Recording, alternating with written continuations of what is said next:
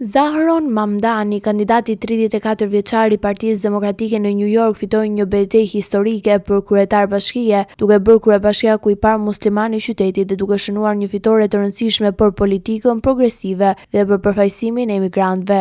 Fitoria e tij ka shkaktuar reagime të forta nga presidenti Donald Trump, I cili e cilësoi Mamdanin komunist dhe paralajmëroi se newyorkezët mund të përballen me një qytet të shndruar në kup komuniste ose Venezuelë socialiste. Trump I kërkoi qytetarëve të Floridës të jenë të gatshëm për një shkallë të migracionit nga qyteti më I madh amerikan. Nga ana tjetër, Mamdani interpretoi fitoren si një mesazh të qartë kundër politikave të Trumpit dhe si një shans për të fuqizuar imigrantët dhe programet sociale. Në fjalimin e tij të fitores, ai paralajmëroi rrëzimin e dinastisë politike dhe theksoi se qyteti do të udhëhiqet nga njerëz të përkushtuar ndaj drejtësisë sociale dhe barazisë, duke përfshirë plane për kujdes falas për fëmijët dhe ngrirje të qerave dhe transportit publik falas. Fitoria e Mamdanit pasqyron një ndryshim të rëndësishëm në politikën lokale të New Yorkut, ku votuesi dukshëm mbështetin programin e tij për rrjetën e taksave për të pasurit dhe për investime sociale ambicioze. Ky rezultat shihet si një paralajmërim për Trumpin dhe për konservatorët amerikan, ndërsa tregon se qytetet e mëdha amerikane po orientohen drejt politikave më progresive, të udhëhequr nga një brez I ri dhe komunitet që tradicionalisht nuk kanë pasur përfaqësime të gjerë në nivelet më të larta të qeverisjes.